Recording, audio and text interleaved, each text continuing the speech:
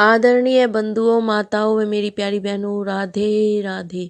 स्वागत है आपका हमारे यूट्यूब चैनल में। आज हम आपके लिए लेकर आए हैं माघ मास महात्म का 17वां अध्याय। तो आइए शुरू करें माघ मास महात्म का 17वां अध्याय। अप्सरा कहने लगी कि हे राक्षस, वह ब्राह्मण कहने लगा कि इंद्र इस प्रकार अपनी अमरावती पुरी को गया। सो हे कल्याणी, तुम भी देवताओं से सेवा किए जाने वाले प्रयाग में माघ मास में स्नान करने से निष्पाप होकर स्वर्ग में जाओगी। सो मैंने उस ब्राह्मण के यह वचन सुनकर उसके पैरों में पड़कर प्रणाम किया और घर में आकर सब भाई बांधव, नौकर चाकर, धन आदि त्याग कर शरीर को नष्ट होने वाली वस्तु समझकर घर से निकली और माघ मास में गंगा यमुना के संगम पर जाकर स्नान किया। सो हे निशाचर, 3 दिन के स्नान से मेरे सब पाप नष्ट हो गए और 27 दिन के पुण्य से मैं देवता हो गई और पार्वती जी की सखी होकर सुख से निवास करती हूँ। इसीलिए मैं प्रयाग के महात्म को याद करके सब देवताओं के सहित माघ मास में प्रयाग स्नान करती हूँ।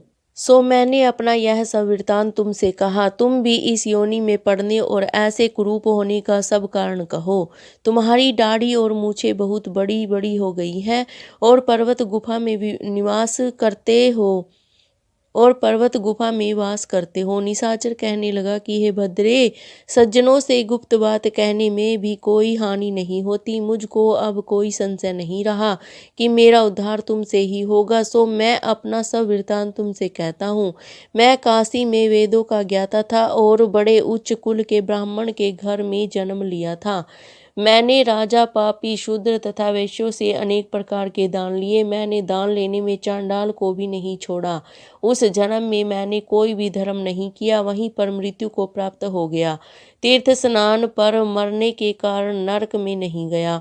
पहले 2 बार गिद्ध योनि में, 3 बार व्याघ्र योनि में, 2 बार सर्प योनि में, 1 बार उल्लू की योनि में और अब 10वीं बार राक्षस हुआ हूँ और 75,000 वर्ष से इस योनि में हूँ। इस स्थान को 3 योजन तक मैंने जंतुहीन कर दिया है। बिना अपराध के बहुत से प्राणियों को मैंने नष्ट किया। इस कारण मेरा मन अत्यंत दुखी है। तुम्हारे दर्शन से चित्त में कुछ शांति अवश्य आई है, क्योंकि सज्जनों का संग तुरंत ही सुखदायी होता है। मैंने अपने दुख के सब कारण आपसे कहे और सज्जन लोग सदैव दूसरों के दुखों से दुखी होते हैं। अब यह बताओ कि इस दुख रूप समुद्र को कैसे पार कर सकता हूँ। क्या क्षीर सागर हंस को ही दूध देता है, बुगले को नहीं देता। दत्तात्रेय जी कहने लगे कि इस प्रकार उसके वचन सुनकर कंचन मालिनी कहने लगी कि हे राक्षस, मैं अवश्य तुम्हारा कल्याण करूंगी। मैंने दृढ़ प्रतिज्ञा की है कि तुम्हारी मुक्ति के लिए प्रयत्न करूंगी। मैंने बहुत बार प्रयाग में माघ स्नान किया है। वेद जानने वाले ऋषियों ने दुखी को दान देने की प्रशंसा की है। समुद्र में जल बरसने से क्या लाभ। प्रयाग में स्नान करने का 1 बार का फल मैं तुम्हें देती हूँ, उसी से तुमको स्वर्ग की प्राप्ति होगी। उसके फल का अनुभव मैं कर चुकी हूँ। तब उस अप्सरा ने अपने गीले वस्त्र का जल निचोड़ कर जल को हाथ में लेकर माघ स्नान के फल को उस राक्षस के अर्पण कर दिया। उसी समय पुण्य प्राप्त करके वह राक्षसी शरीर को छोड़कर तेज में सूर्य सदृश्य देवता रूप हो गया। आकाश में विमान पर चढ़कर अपनी कांति से चारों दिशाओं को प्रकाशित करता हुआ कांचन मालिनी की प्रशंसा करता हुआ शोभ्यमान हुआ और कहने लगा कि ईश्वर ही जानता है तुमने कितना उपकार मुझ पर किया है। अब भी कृपा कुछ भिक्षा दो जिससे मैं कभी पाप न करूं। अब मैं तुम्हारी आज्ञा पाकर स्वर्ग में जाऊंगा। तब कांचन मालिनी ने कहा कि सदैव धर्म की सेवा करो, काम रूपी शत्रु को दूसरे के गुण तथा दोषों का वर्णन मत करो, शिव और वासुदेव का पूजन करो, इस देह का मोह मत करो, पत्नी पुत्र धन आदि की ममता त्यागो, सत्य बोलो, वैराग्य भाव धारण कर योगी बनो। मैंने तुमसे यह धर्म के लक्षण कहे। अब तुम देवता रूप होकर शीघ्र ही स्वर्ग को जाओ।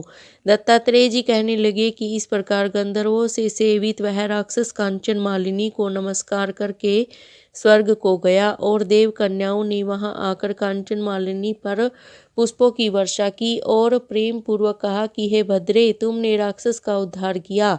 इस दुष्ट के डर से कोई भी इस वन में प्रवेश नहीं करता था। अब हम निडर होकर विचरेंगे। इस प्रकार कांचन मालिनी उस राक्षस का उद्धार करके प्रेम पूर्वक देव कन्याओं से क्रीड़ा करते हुए शिवलोक को गई। तो बंधुओं, ये माघ मास महात्म का 70वां अध्याय समाप्त हुआ। अगर आपको मेरी ये जानकारी अच्छी लगे तो प्लीज़ मेरे चैनल को सब्सक्राइब करें, लाइक और शेयर ज़रूर करें। आपका बहुत बहुत धन्यवाद। राधे राधे।